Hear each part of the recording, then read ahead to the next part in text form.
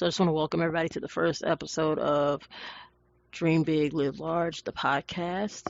And if this is your first time, make sure that you are subscribed to us, that you're following us on social media. You can follow the page. It's going to be just Phoenix Star 9, and that's PhoenixStar, the number 9. And then you can join us on the website, phoenixstar9online.com. And today we are going to be interviewing serial entrepreneur Barion McQueen. How are you doing? I'm good. How you doing? I'm doing well. So first and foremost, I want to say thank you for joining me today and for, just giving me some of your time. I know you're a busy guy. No problem. So, I just wanted to kick things off by saying, I met you a while back, like years ago. You had been doing music at one point. What made you transition? What sparked that? I think the thing is, a lot of the stuff that I do now in business was a lot of the stuff that I was doing for myself as an independent artist. So, as an artist without a record deal, we was out getting our own sponsorships and working with these big brands. So we was able to do all of those things from an independent standpoint. And, when I turned 30, I was done with music. I had got to a point where I really just was concerned about finally putting an album out after a bunch of bad record deals. And when I finally got that album out, it was just like a relief off my back.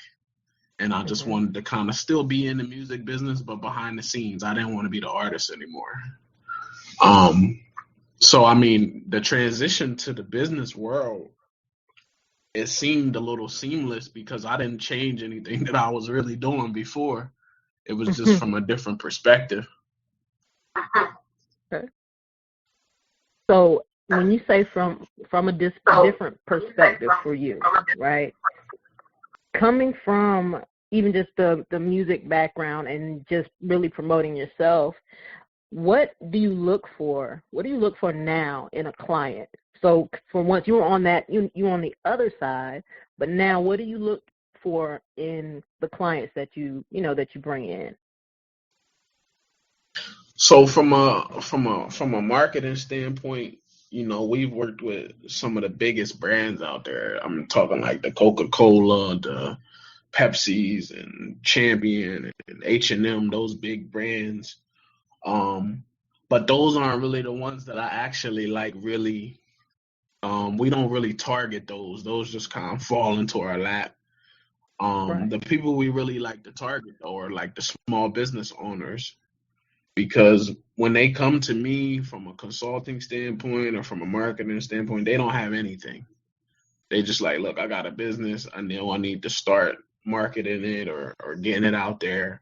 I need your help. So I like those more because as those businesses grow, I kind of feel like I grew with those businesses. So I can see from the beginning when they didn't even have a logo for their company, just to watch it grow, it just feels like a double win for me, a double win for them. So I get more excited about the new businesses and the small business people that, when they came to me, they had nothing. And then, working with me for a couple months or to a year, to see them actually grow and have something tangible. I think that's more exciting to me than actually working with the big brands. Okay. Now, I like that point of view because it is very rewarding, to see a brand that you help grow and get to be bigger. Correct. And I have seen some of the videos that you've put out on your YouTube channel with some of the influencers that you've worked with before. So what made you, is that like one of your targets? What made you say, hey, these are the people we're going to try to work with, or is that a specific target for you? My target is really anybody that's, in the entrepreneurial or business owner space. All of my clients are either business owners or trying to start a business, or they have a business but they're trying to grow a business. So it's so general that my interaction with different business owners are is always different because they at different stages in where their business is. Some people have been in business 10 years, some people just starting out. So the difference with my approach is I don't do the same approach for every client. So it's super custom. Like a lot of marketing companies, they have a formula and they just say, oh, we're going to plug you into our formula. And this is what we've done for clients in the past. But my creative spirit won't allow me to cookie cutter anybody's situation.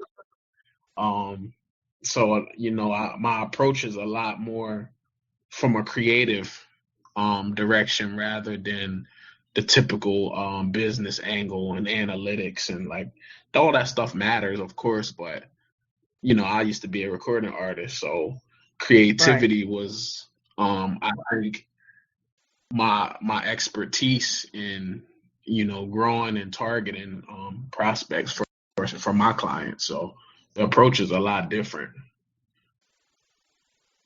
Okay.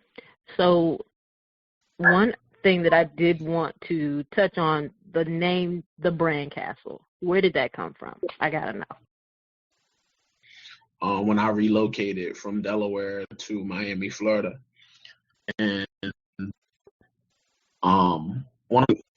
you've been doing all this branding stuff, man. You should have been had like an agency or something, man, because you've been doing that for a long time. Like you got the experience because you was doing it as an artist. He said, you know what you are? You a branding specialist.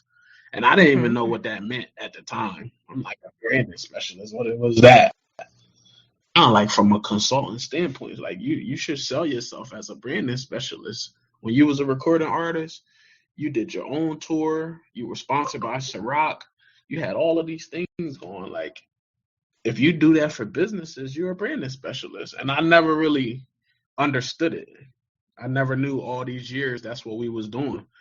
We was creating logo designs. From my chain design started off as a logo, and all of those things that I do for my clients now, we really were doing those things. From the record label, when we had Star Made Music Group, it started with a logo, and then we had a website, and then it just grew social media. So it's like we were doing that all those years. We just didn't know it had a title. So the Brand Castle is more like, I wanted it to feel like a home for people, no matter what the brand was. And the biggest home I could think of was the castle, to be able to put as many people under one roof as possible. So under the Brand Castle, we have photographers, we got videographers, we got people that just specialize in SEO and marketing and editors, and it's a really an ecosystem under that Brand Castle label. And that's how we kind of came up with the title for the Brand Castle. We wanted to include so many different creatives under one roof, and I figured a castle would be the biggest thing to be able to fit everybody. Right, castle, right? Okay, because I saw that. I saw you. We could have been have the brand, so much. Yeah, we could have been the Brand House, but that just don't ring well like the Brand Castle. No, I love the Brand Castle. I'm like, it stuck in my head the first time I saw it come across my timeline, and I just kept seeing you everywhere. Nice. I was like, okay, it sticks with you. So I was like, okay, very impressed. Now, one thing I do want you to tell me a little bit more about, how important is it to you to get out in front of your brand? A lot of marketers stay behind the scenes, but how important is that to you? And to be completely honest with you, that was me. So people don't know, I just started my Instagram a year and a half ago. Wow. And it was for that reason. I focused all my energy. Everybody knew me as B to the Dot. So Right. When I was starting to get around some people. Yeah, so when I started getting around some people with some serious money, I couldn't show them B to the dot. They didn't care about him. They just wanted to know me as the person, Barion McQueen. So I just I created my Instagram literally a year and a half ago, and I had put so much focus on putting my businesses out there that I never Hmm. really understood that people actually liked me as a person. And the more I started focusing on building my personal brand dramatically, I think is key because people fall in love with the person before they fall in love with the logo. So when they know they're dealing with an actual person behind a brand, they're a little bit more receptive. So that's why I really started focusing more on, I left B to the dot where he was, and then I just started going by my real name everywhere, and that's it. I like that because a lot of people a lot of people can't say they can just use their name. Your name is very unique. I have to say your name is very, Yeah. very unique. So if you don't mind me asking, do you have a special meaning behind your name? Is there a reason why your parents named you Barion? Is it a special meaning behind it? The word means noble man. I learned that years ago, but my dad's name was his name. Oh, Um, awesome. so that was my dad's first name, and I got his middle name and his first name, and my mom did not give me his last name because she didn't want me to be a junior because they had Oh beef. So man. I got all the other names, and then I kept Okay. and I got her last name. Um, so I don't know if when my grandma named my dad, did she know that that meant noble man? But just as time grew, I learned about what the meaning of the name was. But it was just that was my dad's first name. Okay, because I see you're living up to that. Like, I'm even though we had a brief meeting a while back. I'm proud of you, man. Yeah. I've just seen you grow, and I'm very impressed, and I want to know more. So I also know you've written a book, Why Won't My Business Grow?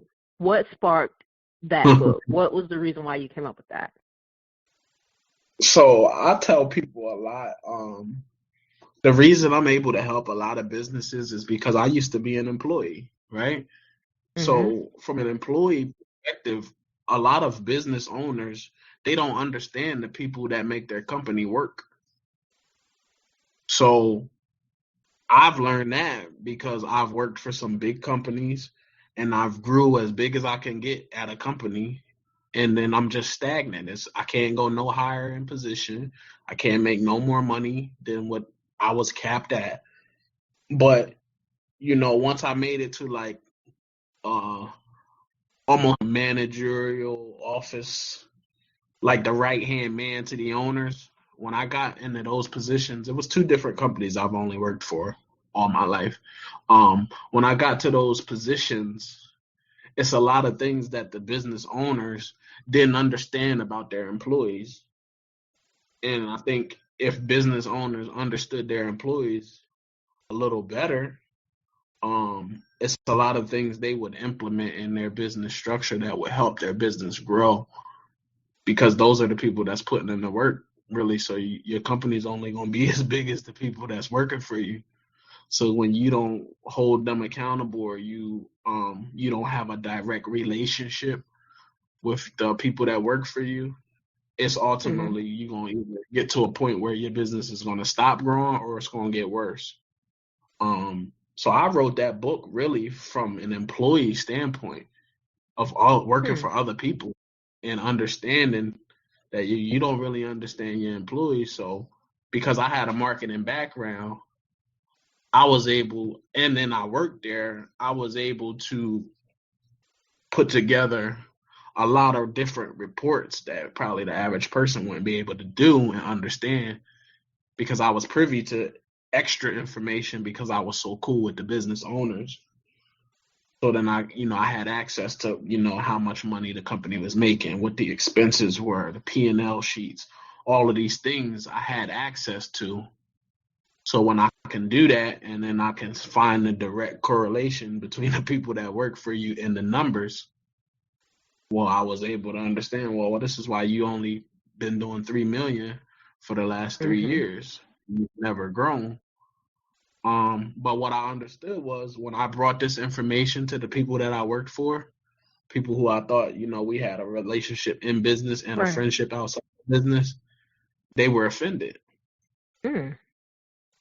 So I had just vowed after that I wouldn't work for nobody else but me. And now all of those people still call me to this day needing marketing, and I won't work for them. Well, I don't blame you because they had the opportunity to listen to what you had to say. And, Yeah. Yeah, I mean, like, my thing is, like, so when I was in Delaware, I worked for an engineering firm for about 13 years, fresh out of high school. Like, I started working there when I was 15. And I got cool with the owner. And same thing, I had access to everything. And, I'm like, look, this. We should implement this. We should do this. Like, we only making this amount. If we do this, we can make this amount. And because I was young, one, and because I was black, two, they looked at that like, what does this kid know? He don't know what he talking about. Like, I've been doing business before he started working here. So I felt like they was offended, or they just didn't take me serious and just kind of brushed me off. And I packed my bags and I left Delaware and I moved to Florida where I knew nobody. And I came here and did the same thing. Got with a company, built that company up, and I think that company was doing maybe 2-3 million a year before I got there. And then being there 6 years, I think we grew 2 million every year once I got in charge. And that company is doing 10 million a year now, but they could be doing 20. But it comes back to the leadership. So I don't know if I think maybe they feel threatened, right? So the right move would be, okay, Barion has added a lot of value to this company. Maybe we should give him like some shares in the company, or maybe some percentage, because without him, we wouldn't be able to grow. And the owners never look at it that route. If they would have looked at it that route, then now I'm more accountable for what I do, because now I got stake in the company. But when you deal with people that's some selfish business owners and they only care about their name being on the building and don't want to give you what you worth, then you gotta bounce.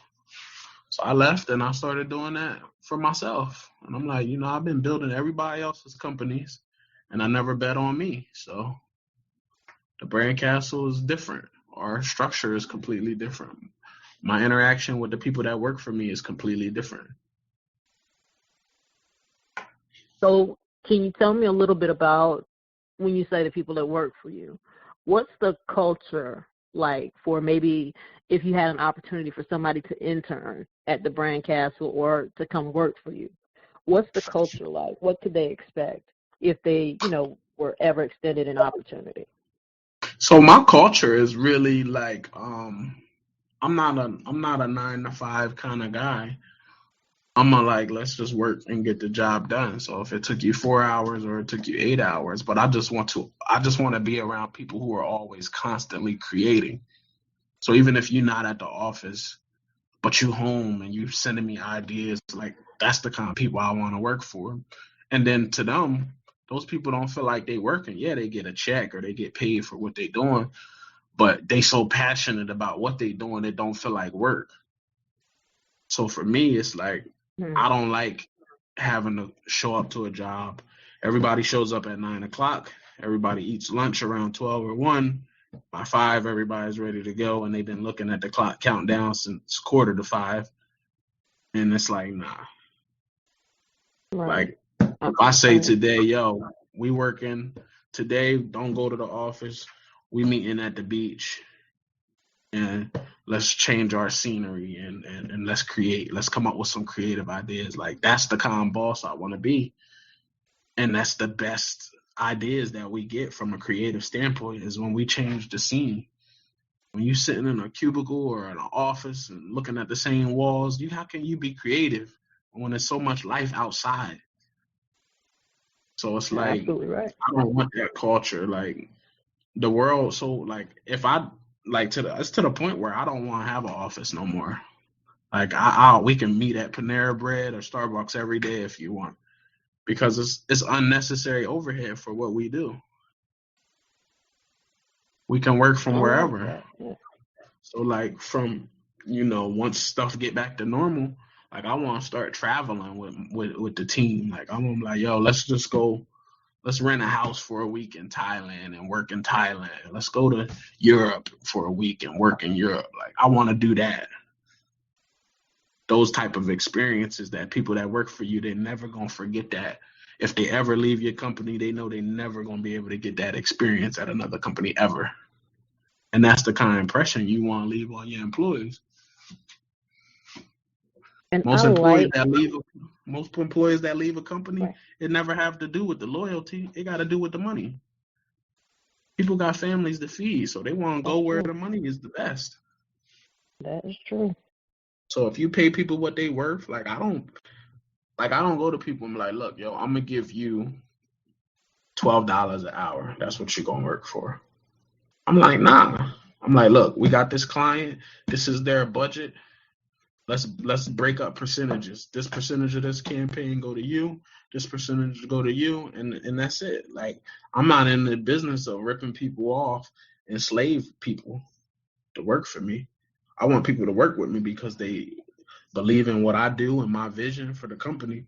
And if they ain't in the line with that, then, it's cool. You're not under no contract. You're free to leave whenever. I like the team mentality. I really like that team mentality because a lot of bosses, no matter where you go, a lot of bosses are really, they're looking out for number one. They don't care about what you got going on.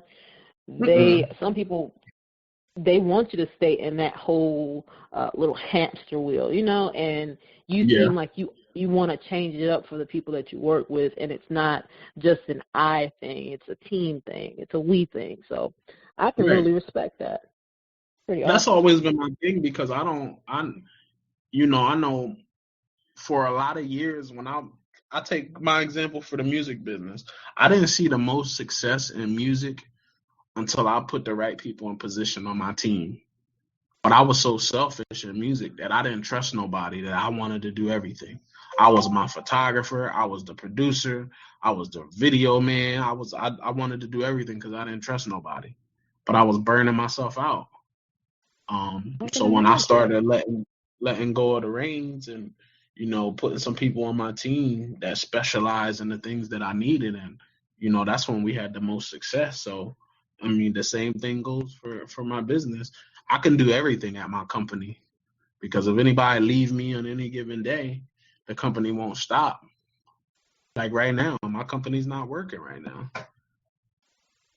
So it's like, but at the end of the day, that's not the people that work for me's fault. That's my job to get it back going once all this Corona stuff is over. That's true. And, I gotta be honest with my people. I'm like, look, all the marketing has stopped. People are scared to spend money right now. So I don't even have projects to give you right now. So if you tell me, look, Barion, I gotta do something, I gotta go drive for Uber or whatever, I'm cool with that. You got a family too. So I'm never gonna be like, man, you gotta just wait this out, because once it get back, then we back. I was like, nah, like, if there's anything I could do to help you, let me know. I got you. But it's just like, our culture is different. Like, I'm all about the family culture. Like, if I got people that work for me and we can't spend Thanksgiving together, that's not the kind of people I want working for me. Because I can tell you right now, a lot of people that's neither here nor there, but I can appreciate that. I put a post up on Instagram not long ago, and the post was, your boss will never pay you enough to be his neighbor. Ooh, there's levels to that post, so I need you to break that down. Right? Need you to break that one down. A lot of people won't get it. So it's like, think Why? about this. Like, I can give you just my personal experience, right? So I worked for a guy. He owned a hurricane impact window business here in Florida, right? Hmm. He built his house from the ground up. Actually, I built his house for him. Didn't make a penny. He built his house. He spent probably $1 million on the land, probably another $3 million building it from scratch. So that's $4 million on his house. But I was only making $60,000 a year.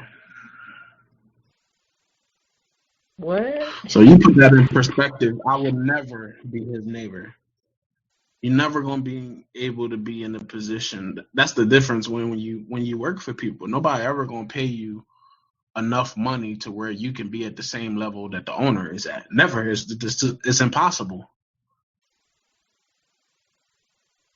So how do you get out of that mindset? What's something you would tell people, or even with the post that you with what you posted, what are some things people can do to kind of move towards being their own boss, or not just that, but getting the courage to Yeah, move from being an employee or not having their own business? What are some things you would tell them? it's tough, bro. So I tell people all the time, like, I can't. Everybody can be an entrepreneur. I'm not saying that you can't make good money working for people, because I went from making 28 grand a year to 60 grand a year, so it's doable. The thing is when you bet on yourself, your potential is unlimited. When I was at a company, I couldn't make no more than 60 grand a year. There's no way. That was I was maxed out. That was the cap. So it's like, when you cap, then what? But if you bet on yourself and then you do your own thing, you got a potential to shatter 60,000 a year. So I tell people, find something that you love doing and figure out a way to make some money doing it. I was Before the Brand Castle was the Brand Castle. The Brand Castle was my side hustle after work. I worked a 9 to 5. Actually, I worked a Hmm. 7 to 6, but I was salary, so that didn't matter.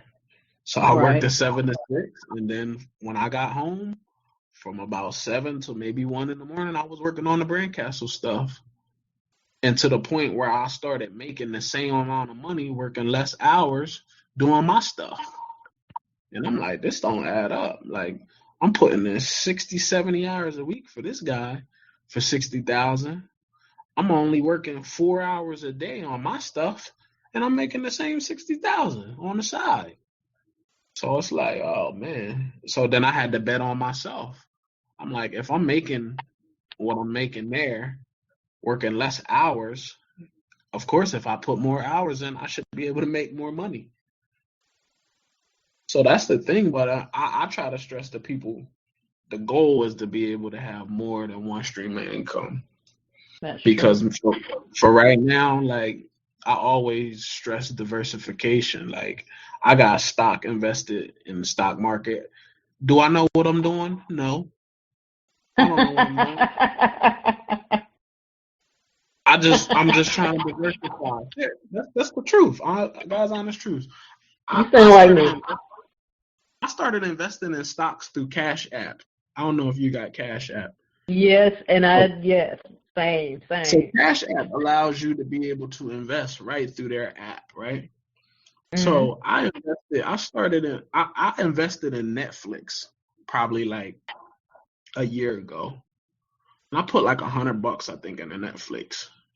But when I sold those shares in Netflix, my thing was at like $300. So I had made $200, not Wow. even knowing what I was doing. Like Hmm. right now, I'm looking at it right now. So I got some stock invested in Visa. So Visa, I lost 26 cents today. So Visa went down 1% today, but so far since I've been with Visa, I've got so I invested $50 in the Visa, and I've gained $50. So now I'm at 100.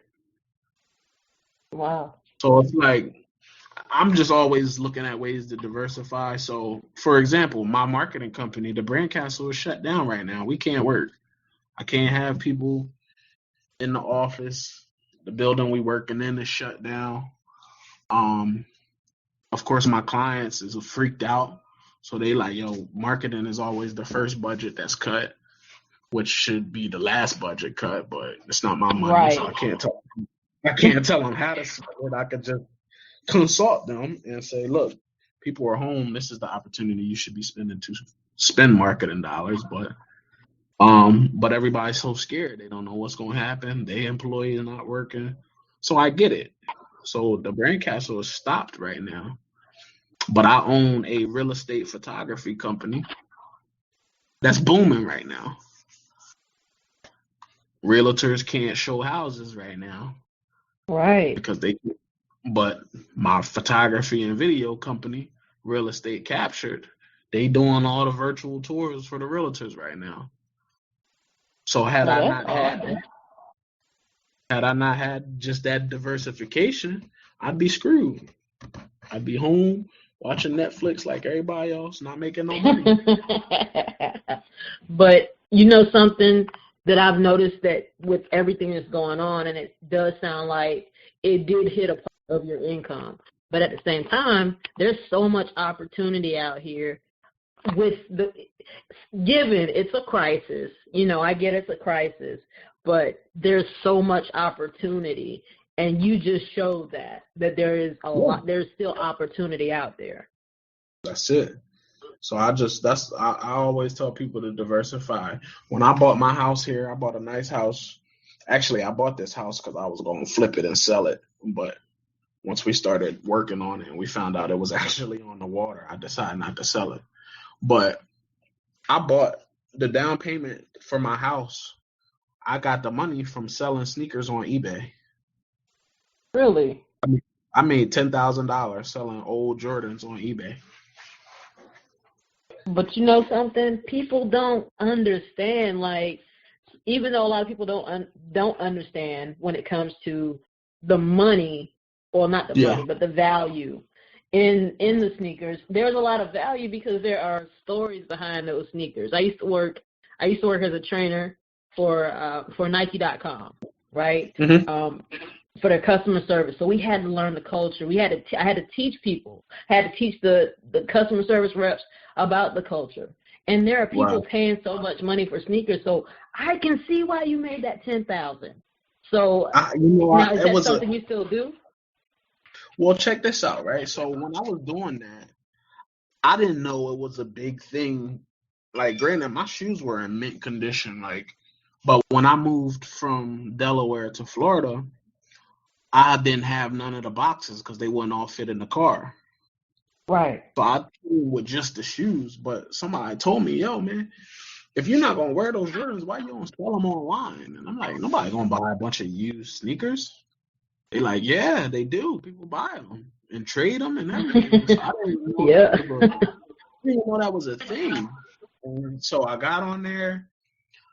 Of course, my marketing hat comes on. And I'm like, I got to make a whole company out of it. It's just not going to be me selling shoes. So I came up with this company called Thrift Premium. So I started this company called Thrift Premium. And it wasn't just sneakers. It started out with just Jordans. But then I started going to all the Goodwills, thrifting jerseys and all kind of stuff that I knew that would sell online, fashion-wise. So we created the company Thrift Premium, and it's still making money today. That's awesome. Well, I got thrifters in 7 different states that go to thrift stores, find me dope stuff that we can sell, and we put it on Thrift Premium's eBay page. Whether it's throwback jerseys, hats, old rock T-shirts, memorabilia, all of that goes on Thrift Premium on eBay. And it's money in it. It's money in it. That's crazy. And that's my thing about diversification. Like, something that was just collecting dust at my house, I'm like, man, I put my down payment on my house with those sneaker money. So like, Now that's inspiring. That is really inspiring. yeah, as a rapper, man, I spent so much money as a rapper that I wish I was smarter with my money back then, but I didn't own anything. I bought a bunch of Mm. cars, had an apartment, had a nice condo, had all of these things, but I never owned anything. And I had the money to own. I could have had places in Vegas, and I mean, just the money we spent was stupid. But I never owned anything. And then the older I got, I still got all my jewelry to the safe deposit box, but those was marketing materials for me. When people see me out, if they didn't know who I was, they read my chain. So I know I just always understood marketing from that perspective. And it's a little different now because I'm in a space with people that these people were worth millions, and you look at them and you will never be able to tell. it always seems like that. Like the people that have the most money, they're the most just they're down to just they're minimalist. They Yeah, just really stick to the essentials and save their money or invest their money in something else. So that's that's it. cool. All the people that I meet, man, I went to this thing called the Millionaires Brunch. All of these guys were millionaires in the building, and you couldn't tell. Just basic, regularly dressed. It was a super casual event, so they just out there, just nice shorts and a little polo shirt and some boat shoes, like super chill. And Right. he's worth, 10, $20 million. We out on a $3 million yacht. So I'm like, wow. So, my circle has changed because I'm not in a space where I'm the smartest person in the room no more. So I'm around other people that's doing 10 times what I'm doing, and I'm just sitting back, shutting up, and listening. Now that is very important because a lot of people do a lot more talking than they do listening. So when you're in those spaces and you're just listening, what is it that makes you just stay patient? Because a lot of times some people just want to jump in and they want to be these guys. They want to know it quickly. They want to just, for it to happen fast. How do you stay patient with your growth period, even in those spaces? Well, what I do is, I set some goals that they seem almost impossible, but I always celebrate like small wins, right? Like you put down like a bunch of goals, like everybody will do their 2020 goals, right? Mhm. And their goals could be something crazy, like I want to buy a new house and a boat and 3 trips to Italy, and this is like they got all of this stuff they want to do for 2020. But I think people don't celebrate their small wins. That was a small step, but that's a small step to the big step. So for me, like Hmm. when I set goals, like who I would have never thought I would write a book. I hated reading. That was one of my small goals. And just that small goal of writing a book, it put me 2 years ahead of my timeline. I didn't know that was going to do what it was going to do. I've never been on Fox News and ABC and all of that. And now they got me out there like a best selling published author. And I'm like, what? I wrote that book in an hour. But that's how it happens. That's how it happens. Yeah. So I tell people, yo, celebrate your small wins, man. Like they matter. Like I got my real estate license last year. I never planned on selling real estate. It was a personal goal of mine. It's something that I just wanted to have. So it's like, yo, you got to celebrate your small wins. When I went out for that real estate license, they told me it ain't been a person that came through this real estate school that passed that test on the first try. So I'm like, oh my gosh, I've been out of school I don't know how long. You got to pass school test, and then you got to pass a state exam. I'm like, oh man, I ain't never gonna get this real estate license. I passed it on the first try. So was it well, granted, yeah, you passed it on the first try, but was it something for you as you were getting ready to step into that realm and just having that, at first it seems like you might have had like a little lack of confidence, and then you just still went and aced it. So how did you build yourself up even when it came down to the moment you're getting ready to take the exam, going to school? How did you build yourself up to keep going? I'm gonna tell you this. I was a nervous wreck the day that test came. I had to go to that center, like sweating for no reason. As soon as I walked in the building, I was nervous. And the problem is I had just been listening to everybody else who didn't have a real estate license tell me about the real estate test. And so it's like it's too much outside interference and buzz and noise that just really made that situation a lot more like just give you anxiety that you really didn't even need, just listening to other people, man. So I try not to listen to a lot of people anymore because everybody is an expert. Everybody thinks they're an expert. I run into people all the time that everybody has an opinion and they think they're an expert, but they don't have no proof to prove why. So here I am listening to a bunch of people who, because they failed their real estate test on the first time, it's hard.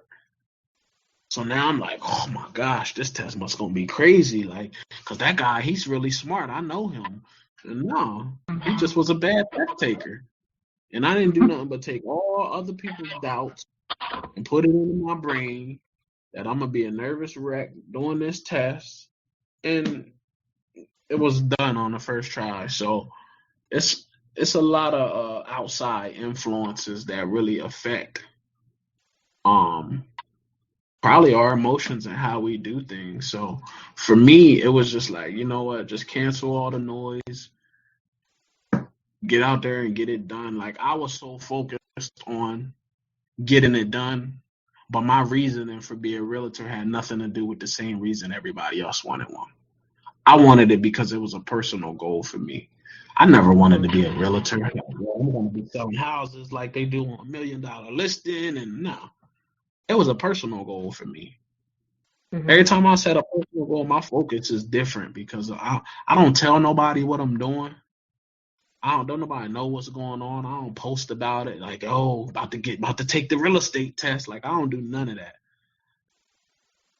I just like I don't want to talk about what I do. I just want to show people the results. Because people do a lot of talking. A lot. I'd rather just show the results. So I do want to touch on a couple things with you. Social media. Do you have a preferred channel? What's your favorite channel to use right now? Instagram is my favorite channel, right? And what should be my favorite channel is YouTube. And this is what it comes to again, setting small goals. For 2020, my goal was to create a YouTube channel. And because I got so many people that ask me questions about business and tips, but they never want to pay my consultant fee, I wanted to start providing some free value for people, right? That was one of my 2020 goals, start a YouTube channel. Now, I got nothing but time to shoot YouTube videos, and I haven't shot one. Come on now. Shot one piece of content. And that's my problem. It's just like my brain goes so many different directions so fast that it's my wife looks at me crazy. She's like, yo, I don't like you think you the most focused person. You are so unfocused. And I'm like, really? I be thinking I be so focused. My attention span is really short. And it's like when something hits in my mind, no matter what I was doing at the moment before that thought hit my mind, I just shift gears. And it's terrible when I'm running 6 businesses, so it's terrible when you got that because something hit me, and then I go focus on that, and then I stop doing what I was originally doing. So, but that's something I know I need to work on, though. So, yeah, and it's hard for me So sometimes to just kind of sit down social too. media wise, Instagram is my platform. The reason I like Instagram is because I can put out a picture, I can put out video, I can get content to people quickly without having to Hmm. go through the process of editing and everything that we have to do for YouTube. That's true, and it doesn't have to be long at all. Correct. Okay. Like I can get on there, I can give you some value, give you some game. I could go live real quick and answer questions. Like it's the access. I like Instagram as the best platform for me, but I really need to step up on YouTube too, though, so that people can go back and revisit content. No, that's true. That's true. I think YouTube has kind of always been on the back burner for me as well, because I know I should be uploading things, but I just don't do it. So I just don't have the patience, I think, for YouTube. It's kind of Mm-hmm. like I can It's I can more of get a production.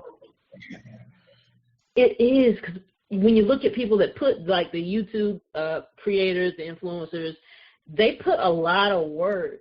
It's a lot of Mm-hmm. work. Yeah, It's a lot of work. Not that I'm scared of work, but it's a lot of work to put something up on YouTube, as opposed to going to Instagram. We can create a quick little graphic, make our graphic if we have a template, boom, bam, post it. That's it. Like you said, going on, answering questions, going live, those different things. So I can see why you like Instagram. I can see why Yeah, you would go. That would be your go-to. that's it. But I mean, I Now, what really is your think, least favorite? huh? Go ahead. I'm sorry. What was you saying? What's my least favorite? Yes. Do you have a least favorite? Uh, Twitter. Twitter used Okay. to be Okay. when I was an artist. Twitter was like I love Twitter. Why I love Twitter is because I got booked for more shows in 1 year, all because of Twitter. People would tweet me, Barion, when you gonna come to my city and perform? I'm like, yo, hit the promoters up in your city and tell them to book me. I got booked by more fans on Twitter to come to cities I probably would have never even seen on a map perform, all because of Twitter. But it's just something different now. Twitter's like the least. I don't even tweet. So yeah, so it's Twitter for me. Twitter is the one I use the least that I probably should get back on and be more active. Like I don't do Snapchat and TikTok and all of those. Nah. But I do encourage people who are really serious about business. LinkedIn, I get a lot of clients from LinkedIn. And I think it's a platform that's underutilized and people don't take as serious as they should, especially from a business perspective. I get a lot of clients on LinkedIn. I think it just people that's on LinkedIn, they serious and they like focused on their business. So you Mhm. kind of weed out the people that's not serious or business minded. That's true. That's true. I think now there is another site too. I think LinkedIn is very good. I haven't really used it in terms of trying to get clients myself, but I think LinkedIn, if you're going for seriousness, that's where you're going to see a lot more entrepreneurs, a lot more people just posting, their articles or just connecting, and even I don't know if you've ever done like the LinkedIn, I think it's like LinkedIn Gold or Premium or something like that. Have you ever tried that, like that upgrade I from did the their basic? I did their free trial for like 30 days or something, but I can't pay LinkedIn 500 a month for something I don't use that much. That's true. Because Like even they I'm got not really on it. Yeah, like 500 a month is a lot for a social networking platform when everything else is free. that's true. That's true. Now, I know that you are, that you do marketing yourself, but when it comes to also, I know that you can purchase like advertising on Facebook or Instagram or even Twitter for that much.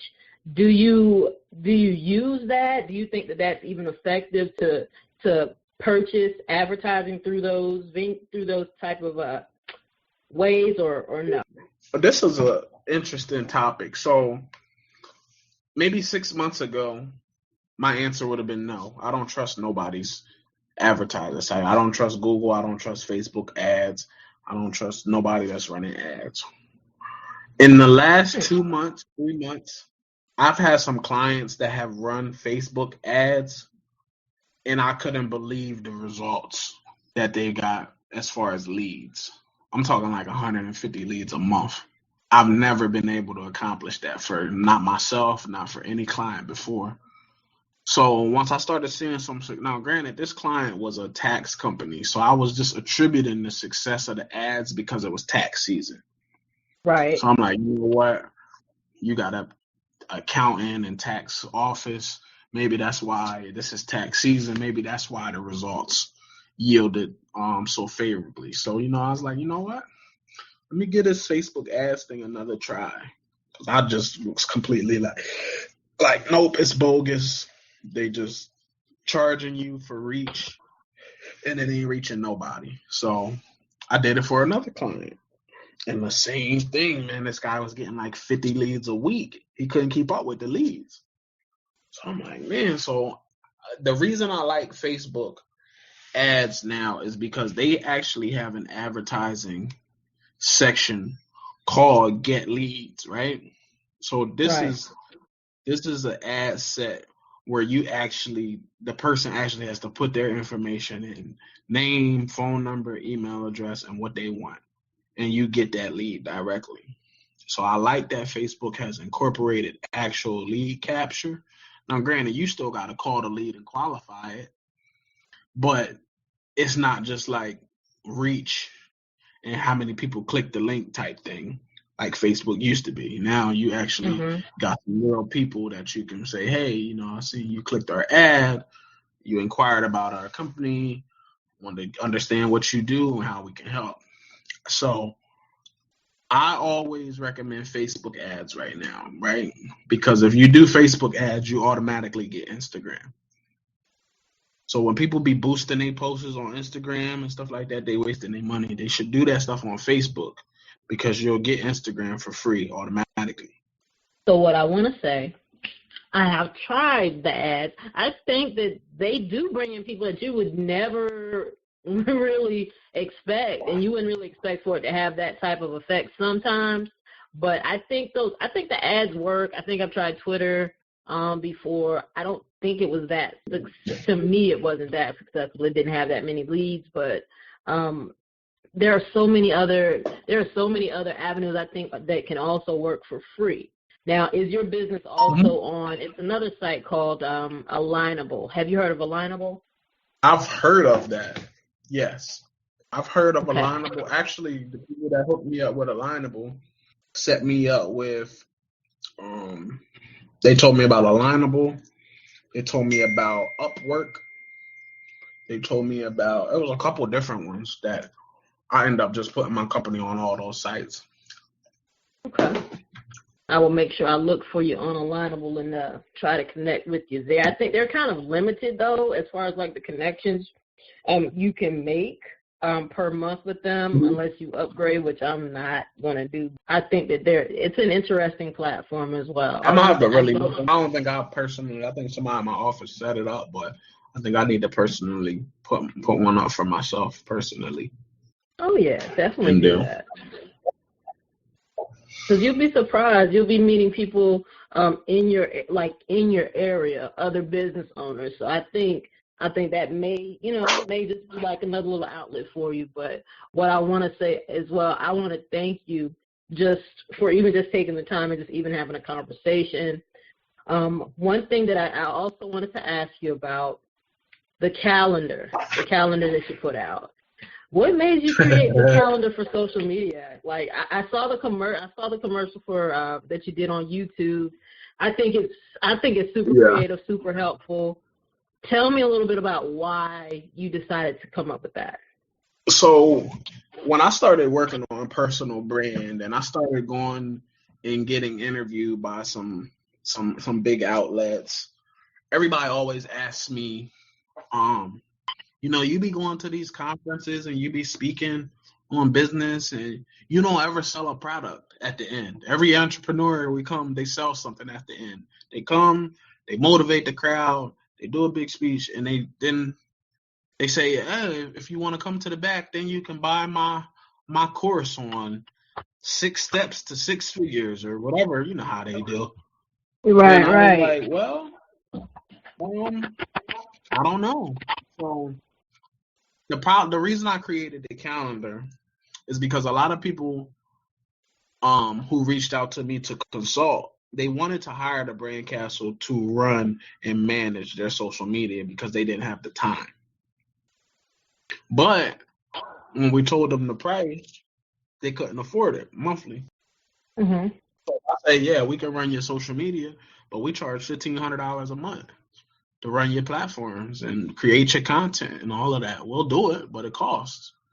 So I wanted to provide something to still be able to help those people who couldn't really afford to pay $1,500 a month for us to do social media for them, but give them a little tool to be able to be consistent with posting on their own, right? So I think when we put that content out, we put that out like the end of November 2019 to just kind of prep to start the new year off right. And I think we like gave them the month of December for free. Like, so it gave you something that you can post. People always say, well, how do I know what to post on social media? Like, do I put a Mhm. picture up? Me. Do I put a photo up?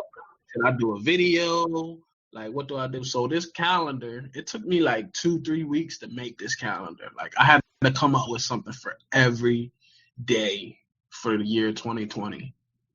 And so that's really was that was the process of creating the calendar. I wanted to, for people who really couldn't afford $1,500 a month, for us to do your social media, but you still wanted to be active, you still needed help on what to post. So I was like, you know what, I'm gonna come out with a content calendar.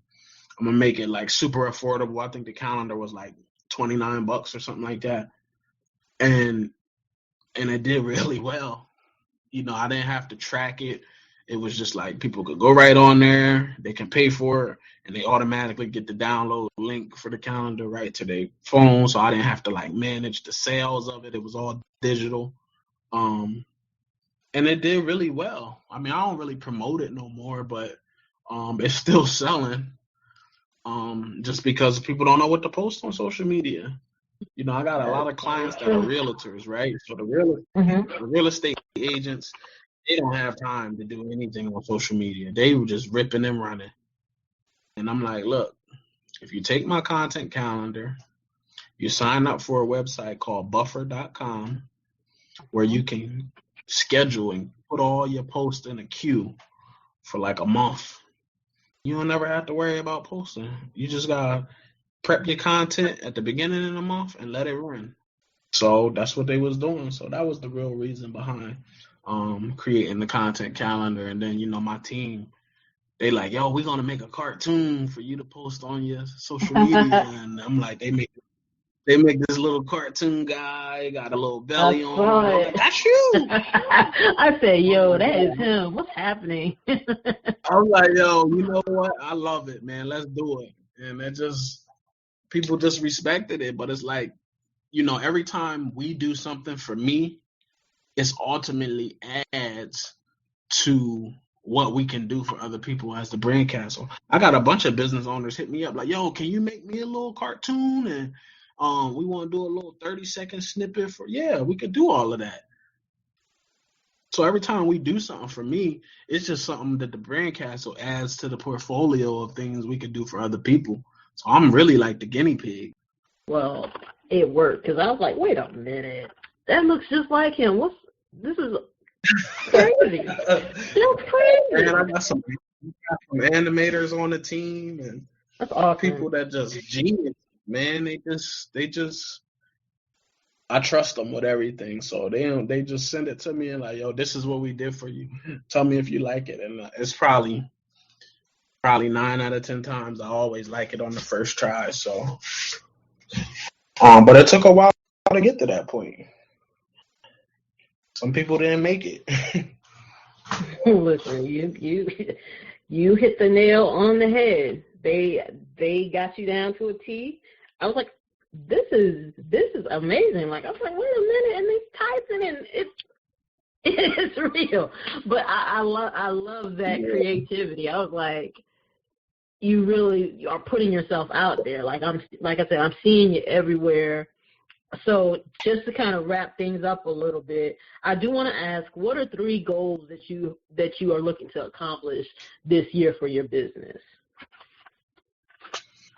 My biggest goal is I want. So I own the Brand Castle, right? That's one business. I own Real Estate Captured. That's another business. People don't know that hiphopdose.com, that media outlet, I own that. Okay. Nobody knows that I own that until they like artists come to Miami and they like, yo, we want an interview, and then they found out that I own that. They found out I own that company. I own McQueen Development, which is that's a team of realtors, designers, and architects. We kind of really like buy land and then develop on the land. So we try to find land cheap and then try to build like 2 or 3 townhomes on it and then sell them or rent them. And then I own a company called Paramount Design Concepts, which is a interior design company. So the goal is for all of those to be doing $30,000 a month. That's my goal. All 5 of those businesses doing $30,000 a month. Listen, I believe it's doable. You have that drive, that focus. So I know you. If anybody can get it done, I know you can do it. Yeah. So that if I could get that, like, and that's why I tell people the diversification is so important because every business not gonna always have a good month. You're gonna have bad months, but if you got that other business picking up the slack, or if you got all them businesses hitting at the same time, then you're golden. That's true. That's true. How do you stay balanced though with all the businesses? I know you said you're married, and everything. How do you balance that with your personal life? Well, your personal life with your business. How do you balance everything? I don't sleep, honestly. I probably sleep 4 hours every day. Anything over 4 hours is too much sleep for me. Not because I'm like, yo, you gotta be out there grinding. My body can't sleep more than 4 hours. So when I was in the music business, I was always in the studio really late. So my body has been functioning off little to no sleep for over 20 years. So it's not really like a thing where I'm telling people, yo, I just grind so hard that I only need 4 hours of sleep. No, my body just is too much sleep for my body. It's not used to sleeping more than 4 hours. I'll be up all night, hit the club, leave the club, go to the studio, and straight from the studio, go home, shower, and I go to my job the next day when I was doing music. So my body just was so conditioned to function without sleep, without coffee. So it's just like my wife still thinks something wrong with me, but that's like I don't know. Like and then for me, it's like I don't understand how people sleep so much. My wife will sleep; she could sleep 12 hours straight, and I'm like, yo, that's crazy to me. But I don't. It's because I can't do it. My body won't do it. So I think like I actually I can get 20 hours of work done every day. So I think that's the balance. It's like I don't sleep. I don't sleep, and then I'm super. I try. Let me not give myself a lot of credit. I try to be super organized. Okay. So like, you try. So this is what I do. Like every morning when I wake up at like 5:36. And I got this black book, and inside this black book, it's got like 6 lines on it for like tasks. So I write my tasks every morning in this book. I can't go to sleep until everything on that list is checked off in the tasks. So in the midst of just doing my day to day and doing everything I gotta do, I always gotta revert back to where I'm at on that task list. And if it's not done, I can't go to sleep. I So think that's that's all in the midst of smart. trying to get work done on this business. My wife telling me she want me to cook dinner. I got grass to cut in the back. Like in the midst of all of that, I still gotta go back to those tasks. Like today, I'm trying to build a sand pit in my backyard because I want to be able to put some chairs right out there on the water, and you could just fish right from the sand pit. So That's that was my goal for the day. I wanted to finish my sand pit, and then it started raining. But I had 5 other things that needed to get done on the list. Like I knew I had this interview today, so I had to make sure, don't bother me between 3:45 and 5:45. I'm busy.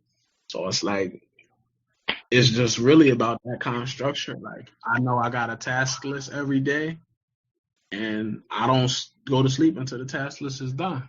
So like Monday, I'm supposed to be interviewing Paul Wall nice. for hiphopdose.com. They releasing a new record next Friday. But I got a million things going on Monday, but I gotta make sure I don't miss the Paul Wall interview. Like, no, so it's like you can't do that. That's the balance, man. I keep this little book. It looked like a little Bible when I walk around. People probably think I carry a Bible, but it's really like a little task book. And I take this thing. It's like a monthly. My wife got me this book from Five Below. It's just like had a 2020 date on it, and it's like a little monthly planner, but every day it had those couple of lines on it that I could fill in. And that's how I go about my day, man. That's how I make sure I get everything done, whether it's phone calls, whether it's an important email I gotta do, updates to the websites, like all of that stuff. I gotta be on top of that. Hip Hop Dose, we got 30 editors on that site. So when I started that site, I was the only person writing on it. Now I got 30 editors. I don't have to write anything. Listen, that's gotta be relaxing for you, to a degree.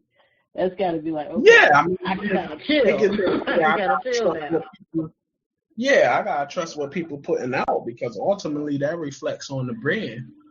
So correct. I got an editor that's bad about an artist, and then my website posts it, and then I run into the artist, and they like, "Oh, you the guy from Hip Hop Those that was talking about breakup from hip hop." Oh yeah, all that kind of stuff be happening to me. So I'm like, whoa. First of all, I ain't write the article. They're gonna be mad because you put it on. It's on the platform, so they're gonna be mad at you because it's there. That's it. So I gotta be like, now I got people that gotta review all the editor stuff now. It's like it's a lot of people that I oversee from different businesses. So but we get it done. We make it happen somehow. Listen, Mr. McQueen, I want to say thank you so much just for your time today. I really appreciate it. If you want to just tell people where they can find you online, it'll also be listed in the interview as well when we post it. Okay. But if you just want to let everybody know where the best place is going to be to find you. The best place to find me anywhere on social media is Barion McQueen. That's Barion. Last name McQueen, McQueen. That's my handle on everything social media related. We've been actually doing a good job working with Google to try and get me back Googleable other than B to the dot now. So you can Google me now. I'm Googleable again. And but under my real name. So but that's it, man. You can go to the official website, BarionMcQueen.com, and get everything. Social links, the book, the calendar, access to the YouTube, all of that stuff can go to the official site. Well, again, thank you so much just for your time today.